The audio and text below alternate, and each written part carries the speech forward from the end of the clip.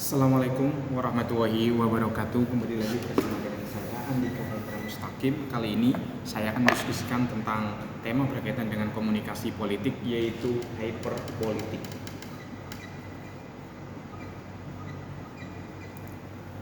Secara umum gitu kan, hyperpolitik itu dianggap bahwa itu kelihatan sesuatu yang hyper ya, sesuatu yang berlebihan. Tidak juga demikian.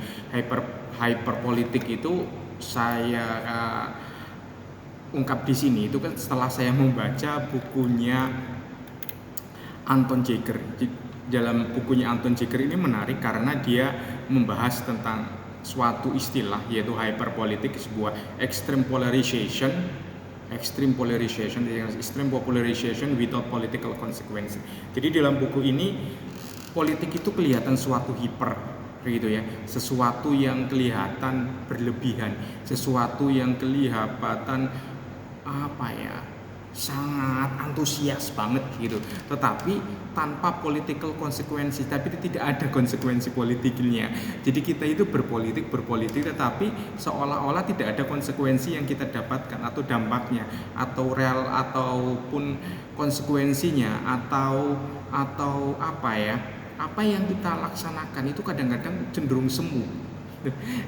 Saya tidak ingin mengarahkan kepada banyak hal ya, karena kita ketahui dalam hyperpolitik itu kelihatannya kita itu hidup di dalam simulakra itu kan, yang dipenuhi dengan banyak simulasi karena adanya banyak mobilisasi, banyak gerakan-gerakan, tetapi tidak punya dampak gitu loh. Gerakan-gerakan itu ramai di digital, ramai ada demonstrasi, setelah setelah itu ditanggapi misalnya oleh suatu pemerintah, ada suatu inisiatif, ternyata nggak ada ujung-ujungnya, nggak ada perbaikan, nggak ada apa-apa gitu loh.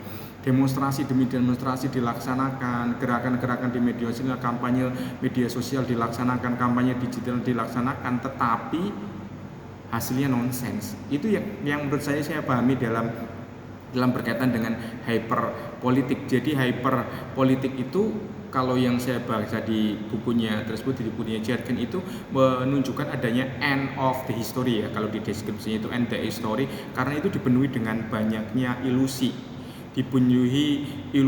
seperti dijelaskan itu adanya viral outrage. Jadi sesuatu yang viral terus menerus gitu, akhirnya orang itu justru bosen, justru itu jengah. Kemudian adanya perang budaya, mode, fast fashion dan lain sebagainya, itu juga menjadi suatu hal yang sangat akhirnya membosankan. Kalau dalam politik itu berbagai janji, berbagai baca kebijakan diumumkan, dilaksanakan, tetapi ujung-ujungnya nonsen, tidak ada perkembangan apapun.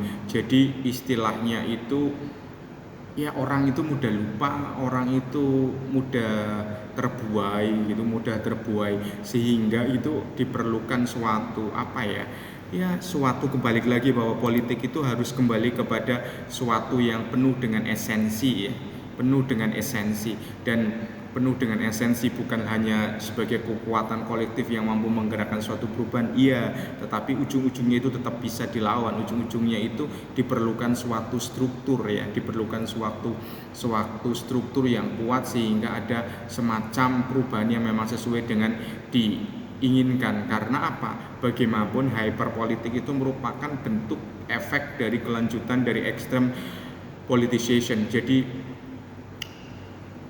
ketika seseorang mau berjuang ya, misalnya seseorang mau berjuang, mau nggak mau ya kan, dia harus masuk ke dalam suatu struktur. Ketika ini yang saya baca ya, ketika saya baca berkaitan dengan hiperpolitik, ketika dia mau berjuang, misalnya mau menggerakkan massa, mau menggerakkan suatu gerakan sosial, dia tidak berada di struktur, itu sangat susah, karena bagaimanapun dukungan institusi yang tradisional seperti partai politik, institusi seperti pemerintahan, itu menjadi suatu hal yang sangat masuk akal gitu kan. Sehingga gerakan-gerakan yang hanya bersifat hanya bersifat protes, hanya bersifat digital, itu cenderung akan mudah hanyut, mudah terbuai, dan istilahnya ya orang akan mudah terlupakan. Sehingga untuk itu politicization without institution itu merupakan suatu hal yang sangat nonsens ya, tidak masuk akal, tidak populer, karena banyak gerakan tersebut tidak memiliki dampak. Sehingga namun itu tetap menjadi pilihan. Kalau di dalam teorinya hyperpolitik, bahwa ketika orang mau beraktivitas, mau berpolitik tanpa partai politik, ya silahkan. Dia mau menjadi suatu gerakan independen, ya silahkan. Tetapi pada dasarnya politik itu harus bersifat institusional, politik itu harus bersifat melembaga, karena politik itu tidak memberikan suatu jaminan yang menjadi suatu kesuksesan tanpa adanya suatu organisasi yang kuat. Kemudian berkaitan dengan hyperpolitik itu juga merupakan perkembangan dari digital effect. Jadi itu merupakan dampak dari digital, di mana politik itu cenderung lebih bersifat short termis. Jadi itu sama seperti ketika kita tidak mau membaca buku, tetapi kita hanya mau menonton potongan-potongan pendek, ya kan, tentang suatu buku. Isi buku itu dari TikTok hanya 60 detik, 180 detik, dan itu kan sangat tidak masuk akal itu untuk bisa memahami secara keseluruhan bagaimana kita menginterpretasikan, padahal kita karena kita terjebak dalam tren digital, yaitu short term.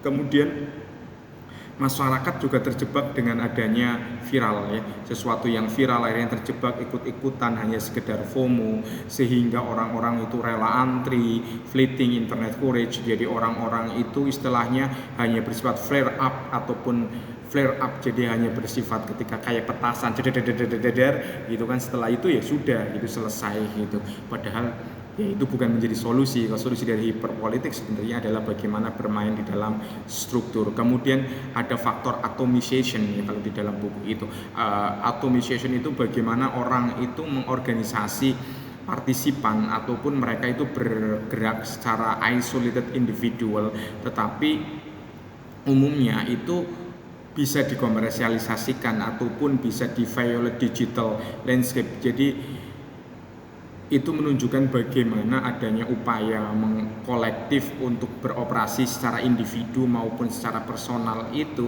di dalam politik itu tetap berdiri sendiri. Seperti ketika demonstrasi Agustus lalu, demonstrasi yang bersifat yang menjalar di bagian negara seperti di Nepal dan lain sebagainya, itu kan bersifat atomization. Jadi mereka bergerak sendiri. Jadi mereka tidak memiliki aktor intelektual, mereka juga cenderung tidak memiliki pemimpin. Jadi dalam hiperpersonal itu tidak ada, cenderung tidak memiliki pemimpin tunggal, ataupun tidak bergerak secara karismatik, karena pada dasarnya semua orang itu bisa digerakkan dengan sendiri-sendirinya. Dengan demikian itu pada dasarnya hyperpolitik itu merupakan bentuk dari perkembangan tren di media sosial, yang dimana adanya suatu pertautan, engagement, dan protes, dimana tidak melibatkan adanya organisasi, tetapi lebih bersifat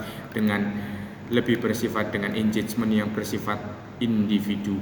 Dengan demikian hyperpolitik, gitu kan, hanya sebuah fenomena, tetapi saya tidak terlalu setuju. Solusinya adalah masuk ke dalam sistem, masuk dalam suatu keterlembagaan, di mana suara-suara sumbang di luar itu cenderung tidak akan didengarkan, ataupun hanya sekedar suara sumbang. Dan kalau bisa, gitu kan, hyperpolitik itu menjadi suatu gerakan yang menginstitusi hingga mampu memberikan suatu perubahan yang sangat nyata.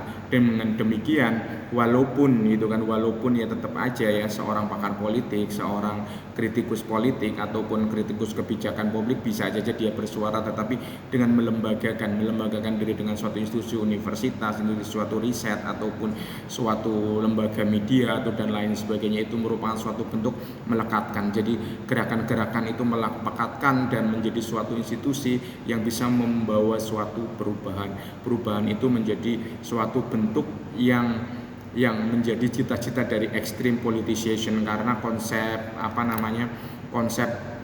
hyperpolitik itu pada dasarnya itu tidak hanya menjadi suatu janji, tetapi itu bisa menjadi suatu gerakan-gerakan yang bukan hanya sekedar digital yang tidak teratur, tetapi menjadi suatu hal yang bisa distrukturisasikan. Ini kalau menurut pendapat saya. Jadi hiperpolarisasi memang suatu gerakan yang lebih bersifat tanpa adanya struktur atau organisasi tradisional, tetapi lebih baik hypersonalisasi. Yang terbaik adalah bagaimana masuk ke dalam struktur dan organisasi tradisional. Terima kasih, jangan lupa follow, jangan lupa kasih opini di kolom komentar. Assalamualaikum warahmatullahi wabarakatuh.